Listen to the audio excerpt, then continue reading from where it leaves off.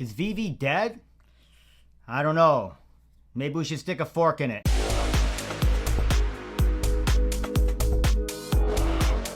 Hi everybody, welcome back. It's been a little bit. I was not feeling so good. Had this crazy cough, but now I'm back feeling better.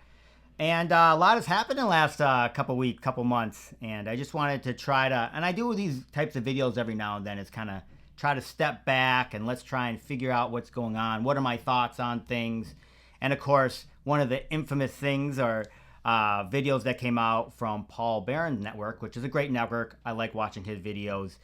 He did a video where he talked a little bit about the state of Veve, probably much more eloquently than I can. And then he had this remark where he said Veve was dead, which we all kind of poked fun at him.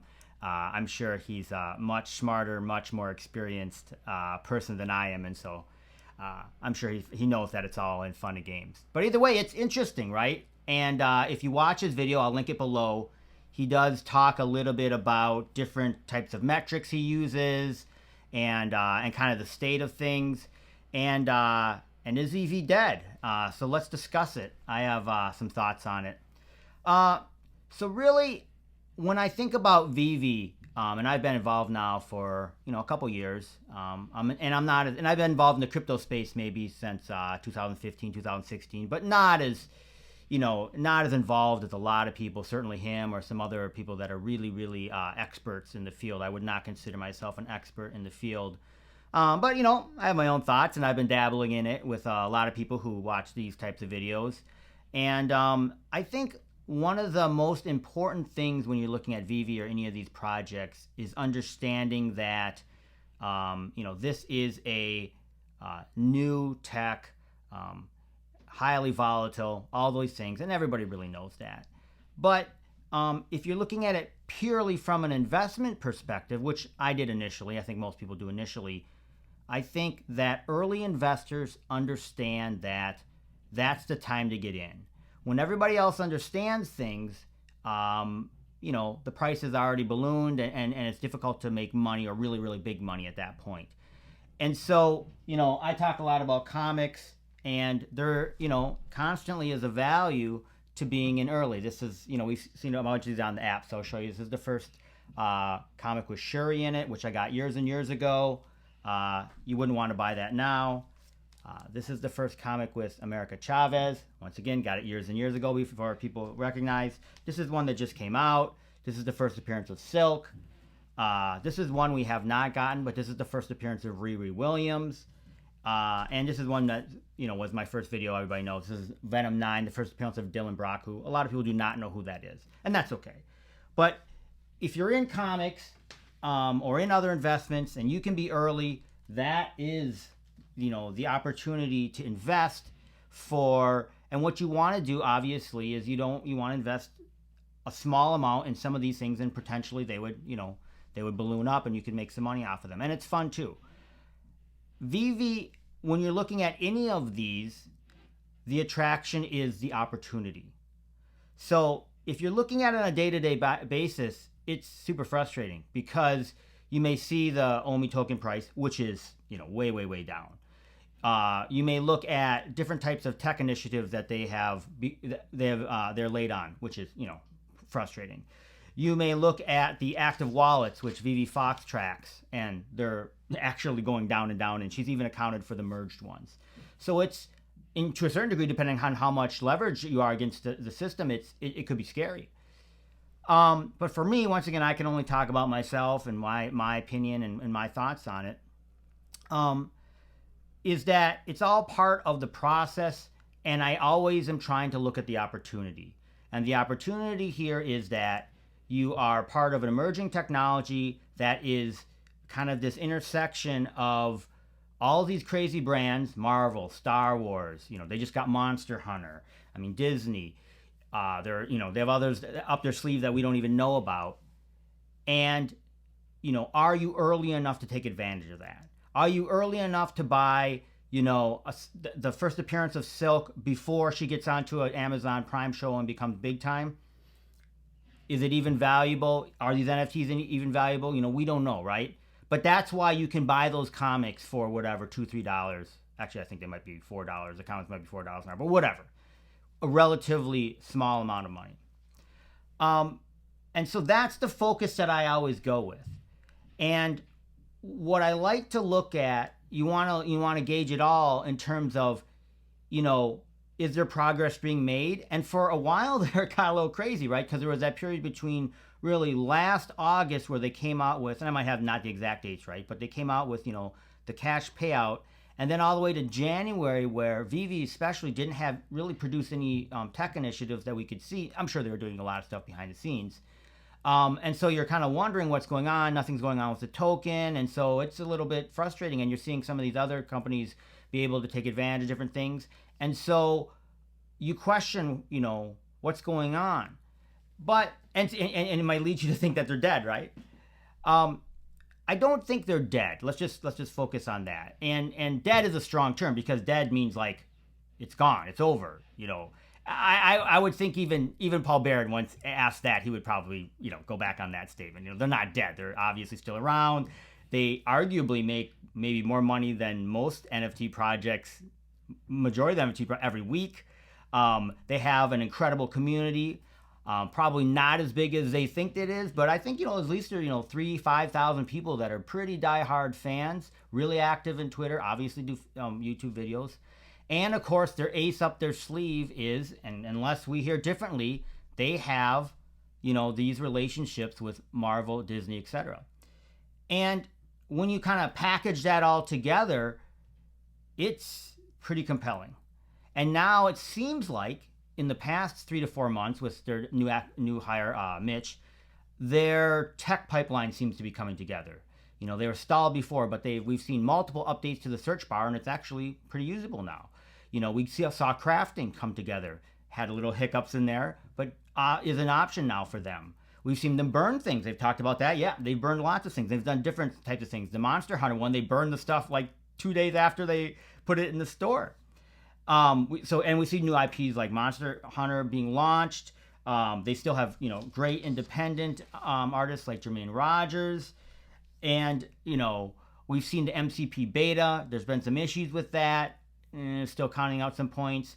But then we saw the waitlist come together, which really, just on a sidebar, has to work. Obviously, we like it because it's much more equitable for all kinds of people all over the world, which, once again, they have customers all over the world, which is incredible. Many companies want to say that. Oh yeah, we're a global company. No, Veve's literally a global company. And the waitlist also, in terms of scalability, and then of course it fits right into the MCP, so you can buy these tickets. So you can kind of see all these things coming together now. And so how do you measure it being dead? It clearly isn't. There's action going on there. But as you forecast it going forward, because that's what you want to look at, you're looking at where are we at right now and where could it conceivably go in the future. It seems like there's a number of roads that they have to travel. So I've enumerated them here, so let's talk through. So the one road that they have to travel is retain their current IPs and get more. They seem to have that down. A part of that is their content pipeline. Now, I know that there are some NFTs maybe that don't look as good, but for the most part, they're pretty amazing. They're animated, they have sound, and they've said they're going to get even more complex. They're starting to add some utility to them. And so that content pipeline where you're seeing other projects maybe come out with something once a month, once every 3 or 4 months, never, they seem to have the content pipeline down. They're able to do drops 4-5 times a week. Pretty incredible with multiple IPs. That cannot be discounted. From the perspective of the, I'll kind of go from the good to the bad, right? From the perspective of the tech, like I said, they've produced all these different things in the last 4 months alone. Could we see the, first version of the Veveverse in the next, 30 to 60 days? Maybe that's what they've said. I definitely think we'll see something by the end of the year. Do you think that they'll be able to do this merge and have the MCP and the OUP work together? Will we get tickets for the waitlist? The waitlist is working now. I think we'll see that by the end of the year.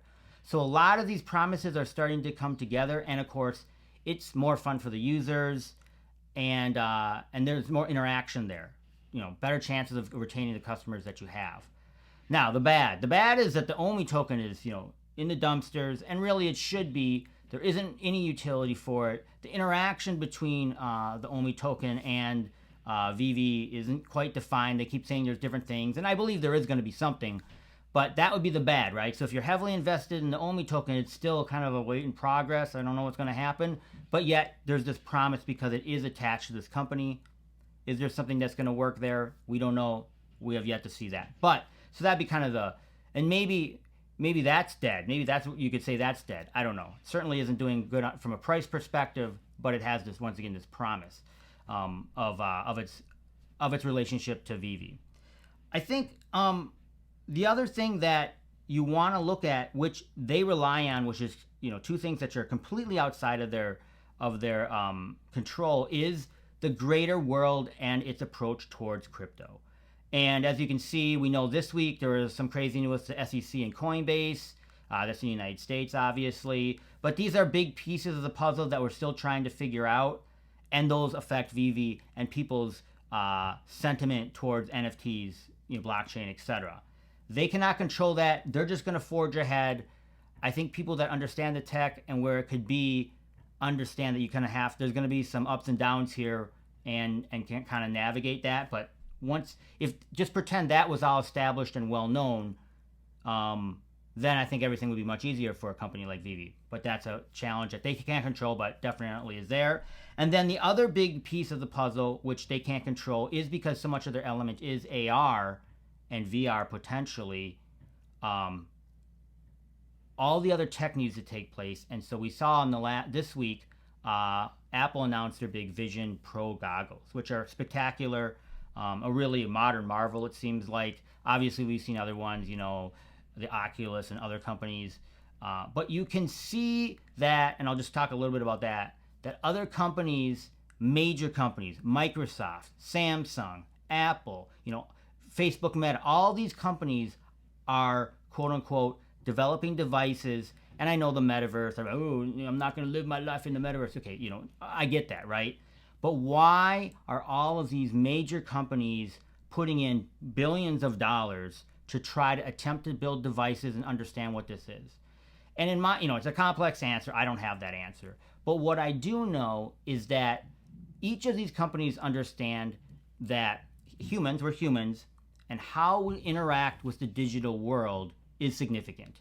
Right now we do that primarily in two ways. We have our phone, or there's like a computer, desktop, or laptop. That's it.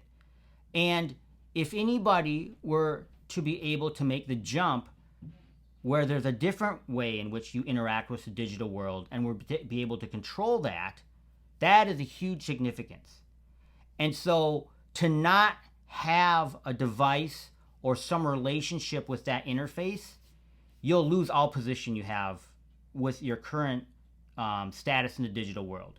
So, or you're fighting for it. So in other words, Apple, because of their, dominance, obviously they're not the number one phone, but they have a lot of people that buy their phone. They control a large market share of that interaction with their phone, their OS, and that relationship. They don't want to lose that. And so even though the Vision Pro might take years and years for it to, kind of take hold and become a device, now, is it going to be the sole device you use? I highly doubt it. It's always like I always say is, when the people used to use snail mail and then email came out, they thought, oh no, who's going to do that? No one's going to write a letter anymore. No, they snail mail and they email. And then when text came out, you do even more. And then, with something like Slack or some sort of these chat, you actually there's just more ways to touch base. You text, you Slack, you email, all of them have a place. And I think that this device, your phone, your laptop, your desktop, they'll all have a different place. You use them for different things.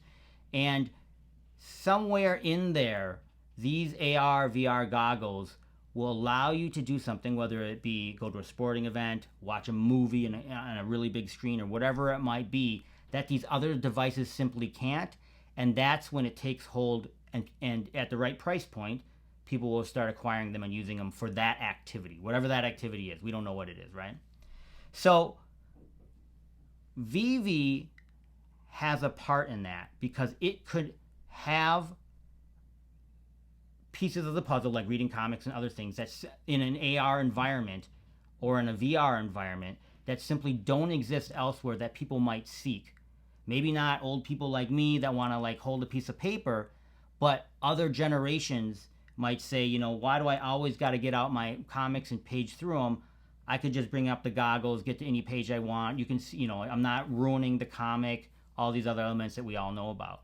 So it is interesting to look at not always where we're at with some of these companies, but kind of the opportunities that they present. Obviously, it's super scary when we don't see these things go as well as we want. But for me, as I've said before, there's kind of two reasons I'm here. Number one is an observer. I just like being part of tech. I love tech, and so, you know, just observing it and watching it grow, and then being a part of it. So having some NFTs. I'd like to get one of those new Vision goggles, so we'll see what happens. Anyway, thanks for watching my video. Take care. I'll talk to y'all soon.